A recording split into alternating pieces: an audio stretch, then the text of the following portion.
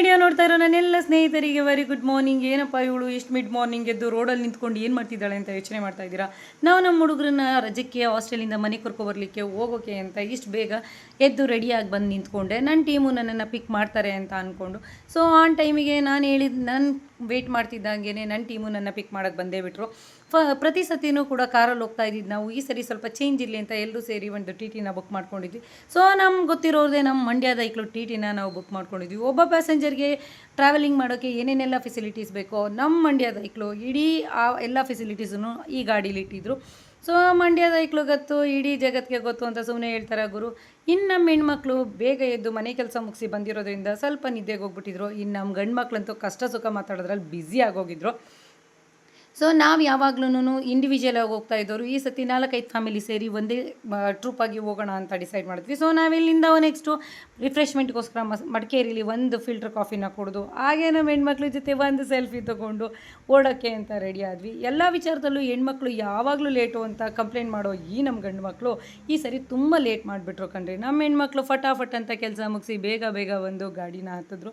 But ಈ ನಮ್ಮ ಗಂಡು ಮಕ್ಕಳು ಹಸೆ ಮನೆಗೆ ಬರೋ ಮದುಮಕ್ಳು ಥರ ಅಜ್ಜೆ ಮೇಲೆ ಹೆಜ್ಜೆ ಇಟ್ಕೊಂಡು ನಿಧಾನಕ್ಕೆ ಬಂದರು. ಇವರನ್ನು ಕರೆದು ಗಾಡಿ ಹತ್ತಿಸಿ ಅಲ್ಲಿಂದ ಗಾಡಿನ ಮೂವ್ ಮಾಡಿಸೋಷ್ಟರಲ್ಲಿ ನನಗಂತೂ ಸುಸ್ತು. ಸೊ ಯಾವಾಗ್ಲೂ ವೇದ ಸುಳ್ಳಾದರೂ ಗಾದೆ ಸುಳ್ಳಾಗಲ್ಲ ಅಂತಾರೆ. ಈ ಸತಿ ಹೆಣ್ಮಕ್ಳು ಲೇಟು ಅನ್ನೋ ಗಾದೆ ಸುಳ್ಳಾಗೋಯ್ತು ರೀ. ನೆಕ್ಸ್ಟ್ ನಾವು ಇಲ್ಲಿಂದ ಹೋಗಿ ಸ್ಕೂಲಲ್ಲಿ ಬೇಗ ಪ್ರೊಸೀಜರ್ನ ಮುಗಿಸಿ ನಮ್ಮ ಇಟ್ಲನ್ನ ಎಲ್ಲರೂ ಎತ್ತಾಕೊಂಡು ಅಲ್ಲಿಂದ ಹೊರಟೇ ಬಿಟ್ವಿ. ಸೊ ನಾವು ತಿನ್ನೋ ಪ್ರತಿಯೊಂದು ಅಕ್ಕಿ ಕಾಳು ಮೇಲೂ ಅವ್ರವ್ರ ಹೆಸರು ಬರೆದಿರುತ್ತೆ ಅನ್ನೋದು ಎಷ್ಟು ಸತ್ಯ ಅಂದರೆ, ಕೊಪ್ಪದಲ್ಲಿರೋ ನಮ್ಮ ಕಸ್ಟಮರು ನಮಗೋಸ್ಕರ ಬಿಸಿ ಚಿಕನ್ ಬಿರಿಯಾನಿ ಮತ್ತು ಚಿಕನ್ ಕಬಾಬ್ನ ರೆಡಿ ಮಾಡಿ ತಂದುಕೊಟ್ರು. ನಿಜವಾಗ್ಲೂ ಅನ್ನ ಹಾಕಿದ್ದು ಮನೆ ಯಾವಾಗಲೂ ತಣ್ಣಗಿರಬೇಕು ಅಂತ ಹೇಳ್ತಾರೆ. ಸೊ ನಾವು ನಮ್ಗೆ ಅನ್ನ ಹಾಕಿದ ಮನೆ ಯಾವಾಗಲೂ ಚೆನ್ನಾಗಿರಲಿ ಅಂತ ನಾವು ಆಶಿಸ್ತೀವಿ. ಅವ್ರು ಮಾಡಿಕೊಟ್ಟಿದ್ದು ಬಿರಿಯಾನಿ ಅಂತೂ ಅಲ್ಟಿಮೇಟ್ ಆಗಿತ್ತು. ಜೊತೆಗೆ ಇದ್ದು ಅವರು ನಮ್ಮನ್ನು ಕೇರ್ ಮಾಡಿ ಆನಂತರ ನಮ್ಮನ್ನು ಅಲ್ಲಿಂದ ಅವ್ರ ಊರಿಂದ ಬೀಳ್ಕೊಟ್ರು. ಅಪ್ಪ ಹೆಂಗಿತ್ರಪ್ಪ ಬಿರಿಯಾನಿ ಊಟ? ಎಲ್ಲರಿಗೂ ಹೊಟ್ಟೆಗೆ ಬಿರಿಯಾನಿ ಬೀಳ್ತಿದ್ದಂಗೆ ಮಸ್ತ್ ನಿದ್ದೆ ಬಂದ್ಬಿಡ್ತು ಕಣ್ರಿ. ಆಮೇಲೆ ನಾವು ಡ್ರೈವರ್ಗಳ ಬಗ್ಗೆ ಹೇಳಬೇಕು.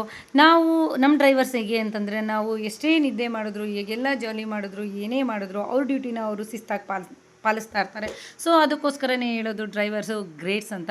ನನ್ನ ಕಡೆಯಿಂದ ಈ ಡ್ರೈವರ್ ಎಲ್ಲರಿಗೂ ಹ್ಯಾಟ್ಸ್ ಆಫ್ ಟು ಯು. ನಾವು ಹೀಗೆ ನಮ್ಮ ಜರ್ನಿನ ಎಂಜಾಯ್ ಮಾಡಿಕೊಂಡು ತುಂಬ ಜಾಲಿಯಾಗಿ ಬಂದ್ವಿ. ನೀವು ಅಷ್ಟೇ ಇನ್ಮೇಲಿಂದ ಇಂಡಿವಿಜುವಲಾಗಿ ಟ್ರಿಪ್ ಮಾಡೋದಕ್ಕಿಂತ ಈ ಥರ ಎಲ್ಲರ ಜೊತೆ ಸೇರಿ ಟ್ರಿಪ್ನ ಮಾಡಿ. ಸೊ ನಿಮ್ಮ ಜರ್ನಿ ಕೂಡ ಜಾಲಿಯಾಗಿರುತ್ತೆ ಅಂತ ಹೇಳ್ತಾ ಇವತ್ತಿನ ನನ್ನ ಈ ವ್ಲಾಗ್ನ ಮುಗಿಸ್ತಾ ಇದ್ದೀನಿ. ಎಲ್ಲರಿಗೂ ಒಳ್ಳೆಯದಾಗಲಿ. ಟೇಕ್ ಕೇರ್, ಬಾಯ್.